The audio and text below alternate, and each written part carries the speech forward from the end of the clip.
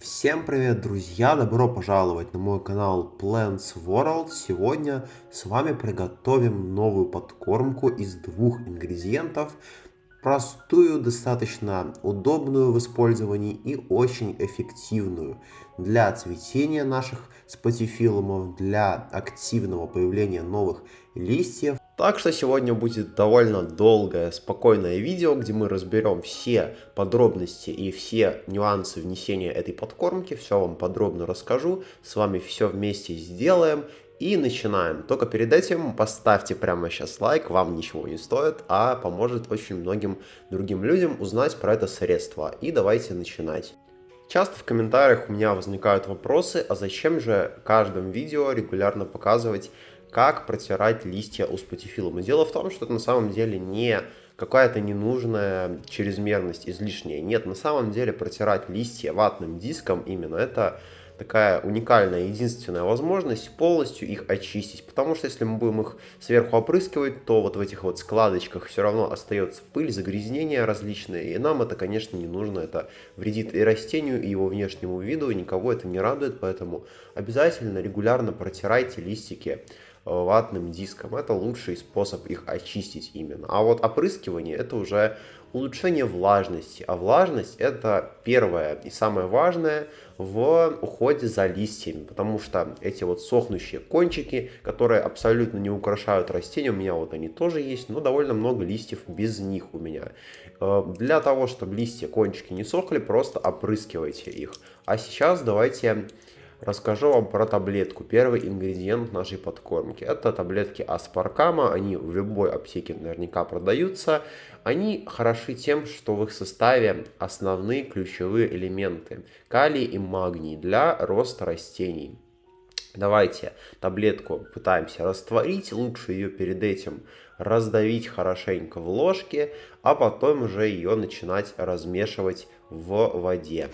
Потому что если пробовать ее просто размешать, то это будет очень долго. И зачем этим заниматься, если можно ее перед этим измельчить, и она почти моментально у нас растворится. Вот таким простым образом все это легко делается. Воду не переживайте, что здесь мало воды. Мы специально будем готовить наше удобрение такой техникой. Сначала все будем смешивать в маленькой емкости, потому что там легко это все перемешать. А потом уже будем добавлять, разбавлять уже как положено чистой еще водой, чтобы концентрация не была у нас слишком сильная. Сейчас время для второго ингредиента. Они будут друг друга дополнять. Это обычный сахар.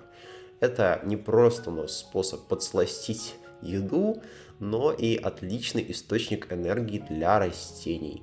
Сахар отлично стимулирует рост, помогает растению поддерживать цветение и наполняет его энергией. В случае, если мы хотим стимулировать появление новых бутонов цветочных, сахар тут отлично подходит, особенно в сочетании с аспаркамом, таблетками. Помимо этого, для укрепления листьев они должны стать более упругими, красивыми. Но, конечно, не стоит забывать про уход, потому что уход самое главное, полив.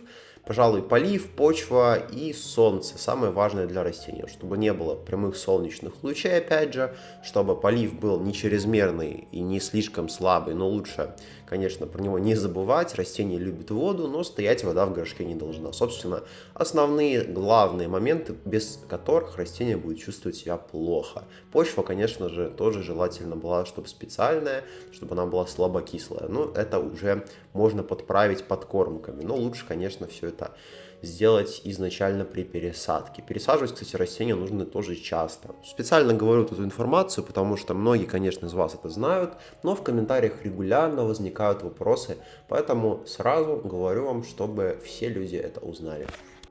Итак, давайте уже наконец добавим чайную ложку сахара. Я, наверное, многовато даже сыплю, вы можете меньше. Без горки чайную ложку сахара насыпаем в нашу емкость для смешивания. Теперь задача хорошо все это перемешать максимально по возможности, чтобы не оставалось у нас сахара, конечно, на дне. И плюс еще один этой подкормки, что не нужно будет ничего процеживать, как часто с натуральными средствами приходится, чтобы не выпадало никакие частички в землю. Просто хорошо перемешать достаточно, не нужно сито использовать. Тоже хороший плюс, но помешать тут нужно достаточно, чтобы все хорошо растворилась, потому что эти частички могут потом на земле покрываться плесенью и всякие плохие процессы происходить. Как и обещал, разбавляем в литре воды.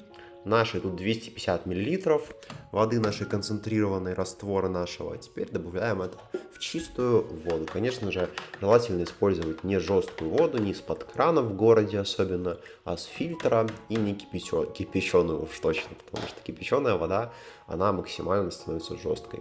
Сейчас использую вот такой вот для показательного полива сосуд, и можно использовать наши средства.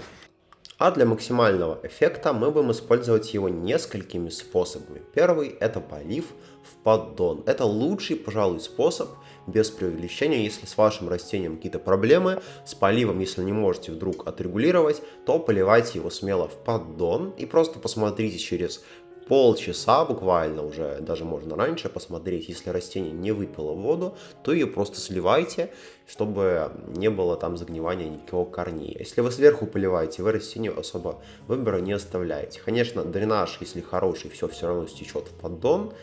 В общем-то, но лучше поливать напрямую сразу в поддон. Второй способ, как вы уже видите, это протереть листики. Но тут, конечно же, момент есть с сахаром. Он сладкий, это может привлечь вредителей, различных мошек и прочую ерунду, которая нам точно не нужна. Поэтому листья, конечно, будут очень благодарны этой подкормке. Они впитают питательные вещества, растения не только через корни их может впитывать, будут более красивыми, глянцевыми, упругими, но после этой подкормки через день, можно даже чуть позже, можно, это не имеет особой разницы, главное, чтобы удобрения листья получили.